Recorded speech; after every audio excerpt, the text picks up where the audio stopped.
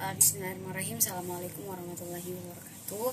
Perkenalkan, kami dari kelompok 7, dan saya sebagai moderator ingin mempresentasikan makalah kami yang berjudul Akhlak Bernegara. Adapun saya ingin memperkenalkan anggota-anggota kelompok saya, itu Muhammad Aidil Alvito, Ida Dwi Kusumawati, saya sendiri Fadia Zara, Muhammad Safran, dan Nur Ramadhani. Sebelum saya memasuki pembahasan makalah kami, sebelumnya saya ingin mengucapkan terima kasih kepada Bapak dosen pengampu yang telah memberikan kami kesempatan untuk mempresentasikan makalah kami melalui video ini. Langsung saja, sebelum memasuki inti pembahasan, saya ingin menjelaskan tentang makalah kami, yaitu akhlak bernegara. Negara merupakan suatu wadah tempat berlindung para bangsa negara, terdiri dari masyarakat, wilayah, dan pemerintah yang berdaulat. Dan di dalam negara pula terdapat peraturan-peraturan yang mengikat baik secara tertulis maupun secara lisan. Dan negara mempunyai tujuan untuk mensejahterakan rakyatnya, baik secara materi maupun non-material. Terhadap negara yang mempunyai tujuan semacam ini, maka sebagai seorang muslim memikul tanggung jawab pula untuk memelihara dan menjaga agar sebuah negara bisa melindungi adab dan menjaga warganya, seperti yang tertera pada Quran Surat Al-An'am ayat 165, bahwasanya manusia diciptakan untuk menjadi seorang khalifah di muka bumi ini. Namun akhir-akhir ini masyarakat kurang memahami akhlak secara esensial, dalam arti bahwa masyarakat hanya memahami akhlak sebagai sikap atau perilaku saja, bukan sebagai implementasi dalam kehidupan sehari-hari. Pemimpin yang sejatinya merupakan wakil rakyat, malah beberapa kali tertangkap tangan melakukan suatu perubahan apapun, maka diperlukan ditegakkan akhlak bernegara supaya kedua elemen yang merupakan pembentuk negara ini dapat saling bersinergi dengan baik untuk kebaikan dengan kemajuan bangsa. Selain akhlak dari dalam diri manusianya, perlu ditanamkan pula sikap bermusyawarah, menegakkan keadilan, serta menumbuhkan sikap amar ma'ruf nahi mungkar. Oleh sebab itu, pada makalah ini penulis akan memaparkan beberapa sikap akhlak bernegara yang baik bagi pemimpin dan warga negaranya, serta sikap-sikap yang seharusnya ditumbuhkan pada kehidupan berbangsa dan bernegara.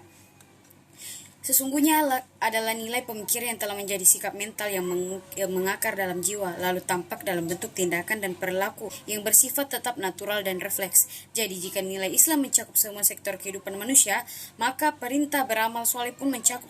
Baik, terima kasih.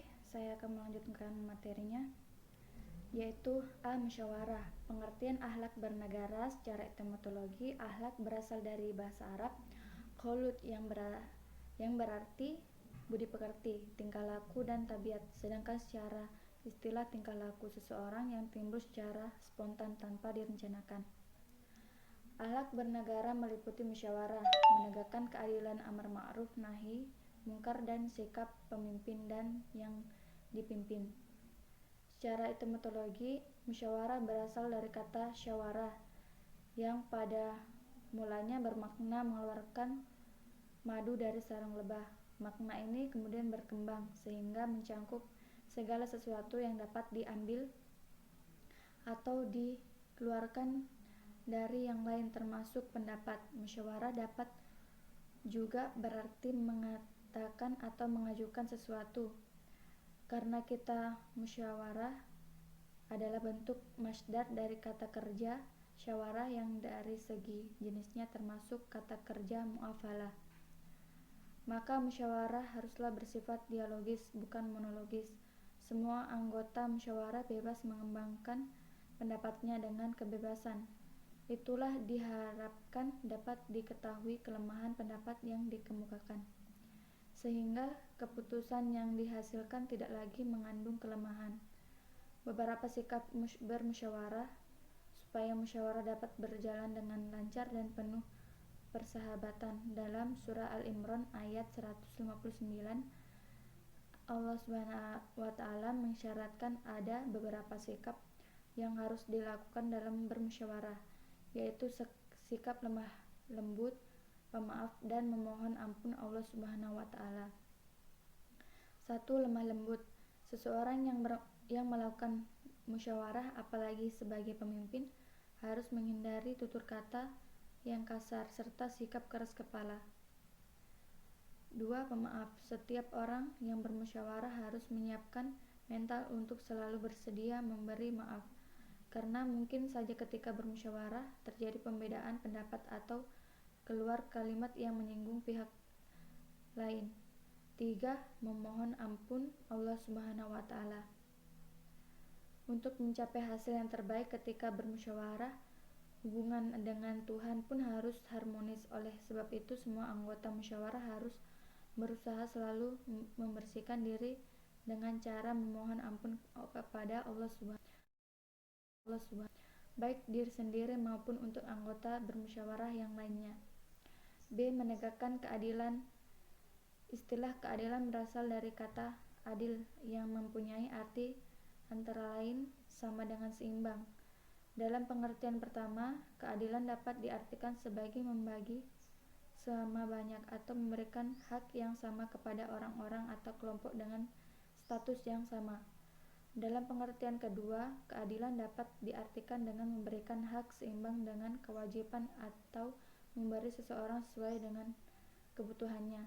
Keadilan dalam segala hal. Di samping keadilan, hukum Islam memerintahkan kepada umat manusia, terutama orang-orang yang beriman, untuk bersikap adil dalam segala aspek kehidupan, baik terhadap diri dan keluarganya sendiri maupun kepada orang lain, bahkan kepada musuh sekalipun. Setiap mukmin harus dapat berlaku adil berikut macam-macam adil. 1. Adil terhadap diri sendiri. 2. Adil terhadap istri dan anak. 3. Adil dalam mendamaikan perselisihan. 4. Adil dalam berkata. 5. Adil terhadap musuh sekalipun. Baik, terima kasih. Saya kembalikan kepada moderator. Bismillahirrahmanirrahim. Perkenalkan, nama saya Nur Ramadhani. Saya akan melanjutkan materi yang telah dipaparkan oleh saudari Ida Dwi Kusumawati. C. Amar ma'ruf nahi munkar. Ma'ruf secara etimologis berarti yang dikenal. Sebaliknya munkar adalah suatu yang tidak dikenal. Menurut Muhammad Abduh, ma'ruf adalah apa yang dikenal hati, baik oleh akal sehat dan hati nurani. Ma'arafatul al-ukul wa at-toba as-solimah. Sedangkan munkar adalah apa yang ditolak oleh akal sehat dan hati nurani. Ma'ankaratu al-ukul wa at-toba as-solimah. Perintah dan kedudukan amar ma'ruf nahi munkar. Amar ma'ruf nahi munkar adalah kewajiban orang-orang yang beriman, baik secara individual maupun kolektif. Allah berfirman dalam Quran surah Al-Imran ayat 104. Auzubillahi minasyaitonirrajim. Bismillahirrahmanirrahim. Wal takum minkum ummatun yad'una ilal khairi wa ya'muruna bil ma'rufi wa yanhauna wa 'anil munkar wa ulaika humul muflihun. Sadaqallahul azim. Dalam ayat tersebut dapat difahami sebagai min tabaidiyah, menyatakan sebagian, sebagaimana dalam terjemah dari ayat tersebut. Maka amar ma'ruf nahi munkar adalah kewajiban kolektif, fardu kifayah atau fardu kifayah. Tapi apabila min tersebut adalah min bayaniyah, maka amar ma'ruf nahi munkar menjadi kewajiban individual atau fardu ain. Dalam pengertian, semua anggota umat Islam punya kewajiban melakukannya sesuai dengan kemampuan masing-masing.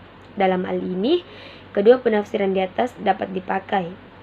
Untuk hal-hal yang dapat dilakukan secara individual, amar ma'ruf nahi munkar adalah fardu ain. Tapi untuk hal-hal yang hanya dapat dikerjakan bersama-sama, ma'ruf nahi munkar menjadi fardu kifayah. Di samping kewajiban, amar ma'ruf nahi munkar adalah tugas yang menentukan ekstensi dan kualitas umat Islam. Dalam hal ini, Allah menegaskan dalam Quran surah Al-Imran ayat 110. A'udzubillahi minasyaitonirrajim. Bismillahirrahmanirrahim.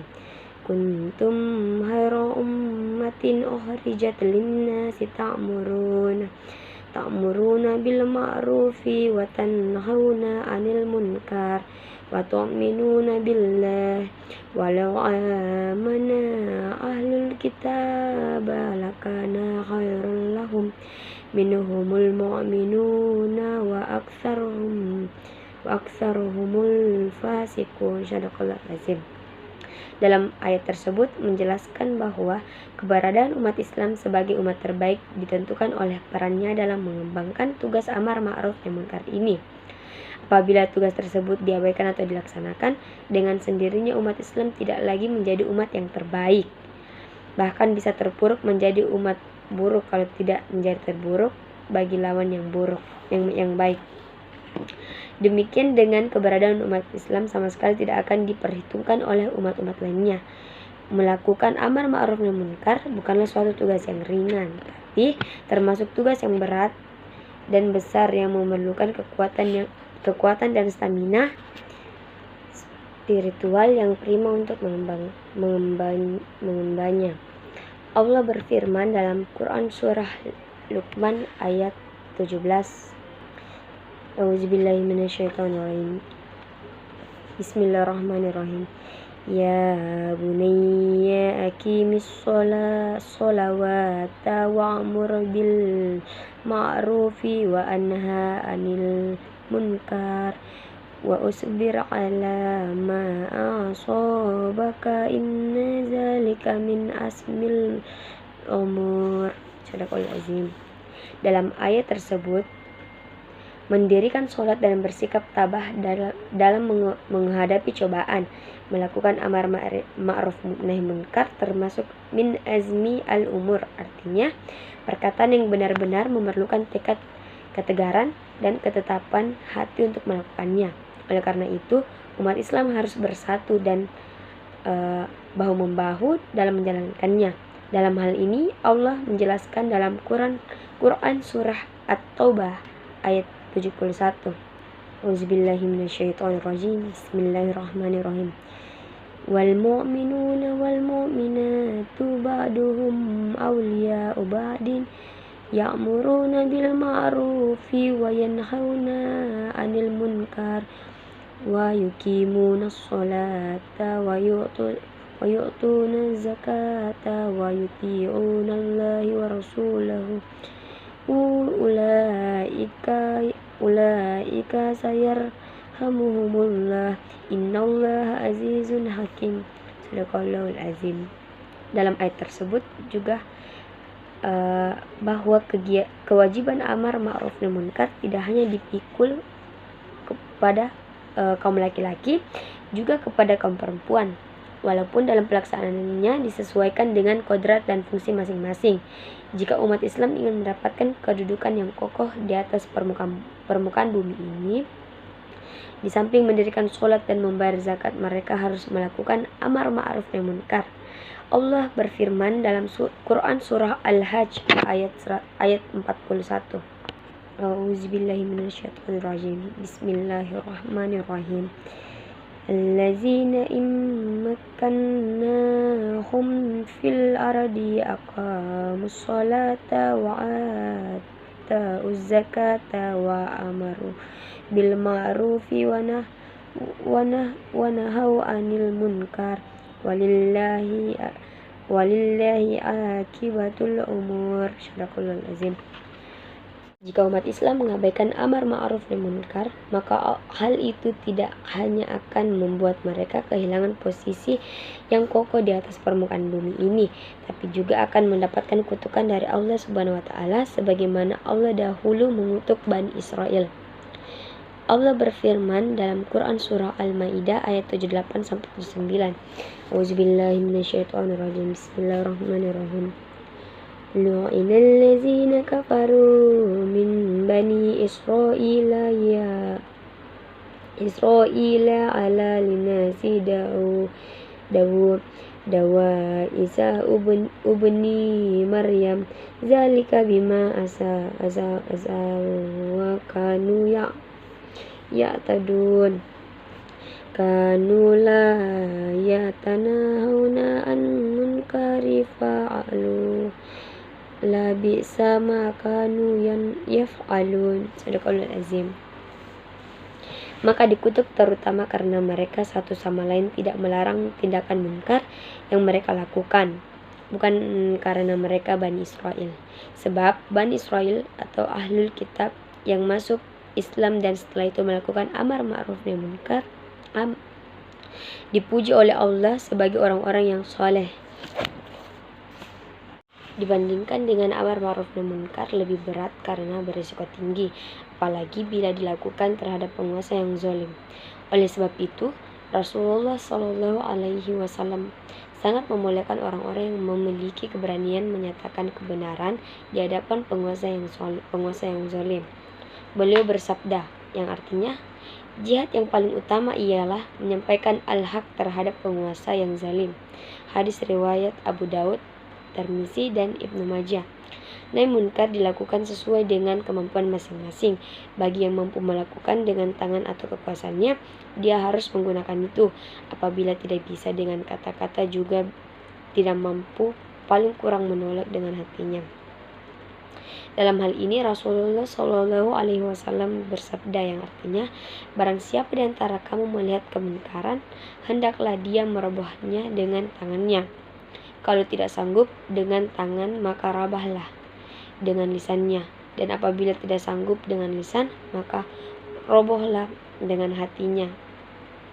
Yang demikian itu adalah selemah-lemahnya iman. Hadis riwayat Muslim. Baik, saya akan melanjutkan materi yang dibawakan oleh Saudari Nur Ramadhani, yaitu D. Hubungan pemimpin dan yang dipimpin.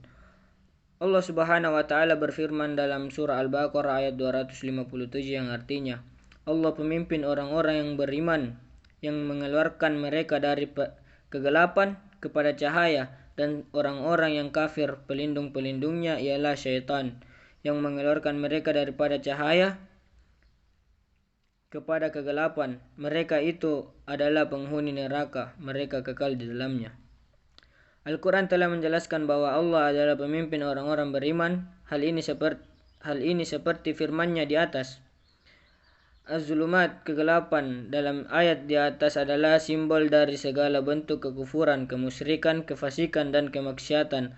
Atau dalam bahasa sekarang, az-zulumat adalah macam-macam ideologi dan isme-isme yang bertentangan dengan ajaran Islam seperti komunisme, sosialisme, kapitalisme, liberalisme, materialisme, hedonisme, dan lain sebagainya. Sedangkan An-Nur adalah simbol dari ketauhidan, keimanan, ketaatan, dan segala kebaikan lainnya.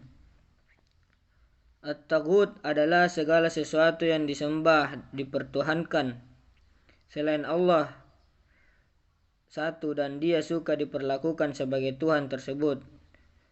Sederhananya, Taghut adalah segala sesuatu yang menentang kebenaran dan melanggar batas yang telah digariskan oleh Allah Subhanahu wa taala untuk hambanya. Dia bisa berbentuk pandangan hidup, peradaban, dan lain yang tidak berlandaskan ajaran Allah. Secara kepemimpinan Allah itu satu, dilaksanakan oleh Rasul dan di sepeninggalan beliau kepemimpinan itu dilaksanakan oleh orang-orang yang beriman. Hal itu dinyatakan di dalam Al-Quran. Allah Subhanahu wa taala berfirman, sesungguhnya penolong kamu hanyalah Allah, Rasulnya, dan orang-orang yang beriman dan mendirikan salat dan menunaikan zakat, seraya mereka tunduk kepada Allah Subhanahu wa taala. Mungkin cukup sekian. Baik, bismillah, assalamualaikum warahmatullahi wabarakatuh. Perkenalkan, nama saya Muhammad Safran dari kelompok 7. Baik, saya akan melanjutkan materi yang dibawakan oleh saudara Edil Vito. Kriteria pemimpin. Pemimpin umat atau dalam di ayat diistilahkan dengan wali, dan dalam ayat yang lain Quran surah An-Nisa ayat ke-59 disebut dengan ulil amri. Ulil amri adalah penerus kepemimpinan Rasulullah setelah beliau meninggal dunia. Sebagai nabi dan rasul, Nabi Muhammad tidak bisa digantikan. Tapi sebagai kepala negara, pemimpin, ulil amri tugas beliau dapat digantikan. Orang-orang yang dapat dipilih menggantikan beliau sebagai pemimpin minimal harus memenuhi 4 kriteria sebagaimana yang dijelaskan dalam surah Al-Maidah ayat ke-55 di atas. beriman kepada Allah. Pemimpin ulil amri adalah proses kepemimpinan Rasulullah, sedangkan Rasulullah sendiri adalah pelaksana kepemimpinan Allah. Maka tentu saja yang pertama sekali harus dimiliki oleh penerus kepemimpinan beliau adalah keimanan kepada Allah dan Rasulnya. Bagaimana mungkin dia dapat diharapkan memimpin umat menempuh jalan Allah di atas permukaan bumi dan jika tidak memiliki iman di hatinya? Maka keimanan menjadi pondasi dasar kepemimpinan dalam Islam. Mendirikan sholat. Sholat adalah ibadah vertikal langsung kepada Allah. Seorang pemimpin yang mendirikan sholat diharapkan memiliki hubungan vertikal yang baik dengan Allah. Diharapkan nilai-nilai kemuliaan dan kebaikan yang terdapat di dalam sholat dapat tercermin dalam kepemimpinannya. Misalnya, nilai kejujuran. Apabila wudhu, seorang imam yang sedang memimpin sholat batal, sekalipun tidak diketahui orang lain, dia akan mengundurkan diri dan siap digantikan orang lain. Karena dia sadar bahwa dia tidak lagi berhak menjadi imam. Membayar zakat. Zakat adalah ibadah mahdoh yang merupakan simbol kesucian dan kepedulian sosial. Seorang pemimpin yang berzakat diharapkan selalu berusaha mensucikan hati dan hartanya. Dia tidak akan mencari dan menikmati harta dengan cara yang tidak halal, misalnya dengan korupsi, kolusi, dan nepotisme. Baik, saya akan menjawab pertanyaan dari saudara Ainun Jariah, yaitu bagaimana seharusnya sifat kita sebagai manusia yang taat kepada Allah menjalankan kewajiban sebagai seorang warga negara.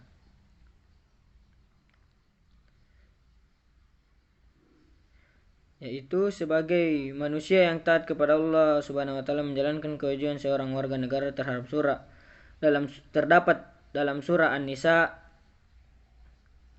Allah Subhanahu wa taala berfirman, "Ya ayyuhallazina amanu atiullaha wa atiur rasul wa ulil amri minkum fa in tanaza'tum fi syai' farudduhu ila Allahi wa rasuli in kuntum tu'minuna billahi wal yawmil akhir zalika khairu wa ahsanu ta'wila." Yang artinya, wahai orang-orang yang beriman, taatilah Allah dan taatilah Rasul dan ulil amri di antara kamu. Kemudian jika kamu berbeda pendapat tentang sesuatu, maka kembalikanlah kepada Allah dan Rasul. Jika kamu beriman kepada Allah dan hari akhir, yang demikian itu lebih utama bagimu dan lebih baik akibatnya. Quran Surah An-Nisa ayat 59. Assalamualaikum warahmatullahi wabarakatuh. Perkenalkan, nama saya Fadia Zarrani. Ingin menjawab pertanyaan dari saudari Aziza. Pertanyaannya, jelaskan menurut pemahaman Anda, apakah keadilan dalam negara ini sudah ditegakkan? Jika iya, kenapa orang miskin sulit untuk mendapatkan sebuah keadilan? Jawabannya, kemiskinan memang sebuah dilema yang sifatnya paradoksal. Pada satu sisi, kemiskinan adalah sebuah modal sosial bagi para politisi maupun pengkritik kebijakan pemerintahan sebagai bahan untuk menjual ide atau gagasan politisnya maupun menyerang pemerintahan. Dengan berdalih membela kaum miskin, mereka berusaha untuk mendapat perhatian dan mengeruk keuntungan hingga mengantarnya menjadi anggota legislatif. Setelah itu, kaum miskin dilupakan. Politisi lebih asyik bergulat dengan persoalan yang lebih prestisi dan elitis yang menjauhkan diri dari konstituen yang dulu dijadikan legitimasi perjuangan. Begitulah yang terjadi, habis manis sepa dibuang, habis kepentingan mereka dilupakan. Pada sisi lain, kemiskinan merupakan persoalan yang kompleks. Kemiskinan bukan hanya persoalan ekonomi, akan tetapi merembet ke persoalan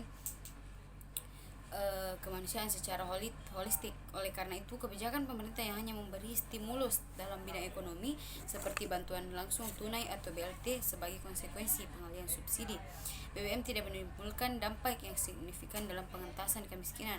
Salah satu persoalan yang dihadapi oleh kaum miskin adalah akses terhadap keadilan, access to justice, terutama bagi mereka yang sedang berhadapan atau bermasalah dengan hukum. Selanjutnya, Inilah salah satu dimensi kemiskinan dari sisi yang lain, di mana akses terhadap keadilan pun mereka minim. Lalu bagaimana mereka bisa mendapatkan perlakuan yang adil dalam peradilan? Meski negara dalam persoalan hukum telah menetapkan due process of law, proses hukum yang adil, akan tetapi praktiknya tidaklah sederhana yang ada dalam asas hukum tersebut. Masih ada pihak-pihak yang menginginkan agar proses hukum itu tidak berjalan sebagaimana mestinya, baik dari aparat penegak hukum, polisi, jaksa hakim, petugas lembaga pemasyarakatan dan advokat, maupun dari orang miskin tersebut. Menolong orang lain dari sisi kemanusiaan memang hal yang baik, akan tetapi menyelesaikan persoalan hukum bukanlah sesuatu yang gratis, sehingga banyak pihak yang enggan untuk membantu orang lain apabila tidak ada keuntungan ekonomis yang diperolehnya. Apa yang diperoleh dari sisi ekonomi dengan menolong orang miskin? Inilah problema yang dihadapi oleh kaum miskin untuk mendapatkan access to justice. Sekian jawaban dari saya. Baik, saya akan menjawab pertanyaan dari saudari Isra Mi'raj. Pertanyaannya, berdasarkan amar ma'ruf nahi munkar, yaitu menyeru pada kebajikan dan mencegah dari yang munkar. Lantas seperti apakah akhlak yang perlu dimiliki seorang pemimpin negara agar mampu memegang peran amar ma'ruf nahi munkar tersebut? Akhlak yang perlu dimiliki seorang pemimpin negara agar mampu memegang peran amar ma'ruf nahi munkar yaitu pemimpin harus mempunyai keahlian di bidangnya. Pemberian tugas atau wewenang kepada yang tidak berkompeten akan mengakibatkan rusaknya pekerjaan, bahkan organisasi yang menanginya. Sebagaimana sabda Rasulullah SAW, apabila suatu urusan diserahkan kepada yang bukan ahlinya, maka tunggulah masa kehancurannya. Hadis riwayat Bukhari dan Muslim. Yang kedua, pemimpin harus bisa diterima atau acceptable, mencintai dan dicintai umatnya, mendoakan dan didoakan oleh umatnya.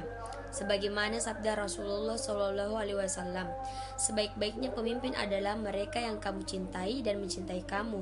Kamu berdoa untuk mereka dan mereka berdoa untuk kamu. Seburuk-buruk pemimpin adalah mereka yang kamu benci dan mereka membenci kamu. Kamu melaknati mereka dan mereka melaknati kamu. Hadis riwayat Muslim.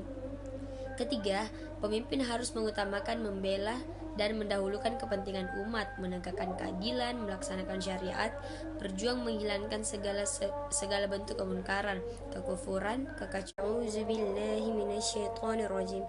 Bismillahirrahmanirrahim. Ya ayyuhallazina amanu kunu qawwaminan lillahi syuhada'a bil qisti wala yajrimannakum syana'anu qaumin ala alla ta'dilu a'dilu huwa aqrabu littaqwa wattaqullah innallaha khabirum bima ta'malun. Syadaqallahul azim. Dan yang terakhir adalah pemimpin harus memiliki bayangan sifat-sifat Allah Subhanahu wa Ta'ala yang terkumpul dalam Asmaul Husna dan sifat-sifat Rasul-Rasulnya. Oke, baik, mungkin itu saja presentasi dari kelompok kami. Saya mengucapkan banyak terima kasih atas partisipasi dari teman-teman kelompok saya. Saya ucapkan billahi fisabilillah haq fastabiqul khairat. Assalamualaikum warahmatullahi wabarakatuh.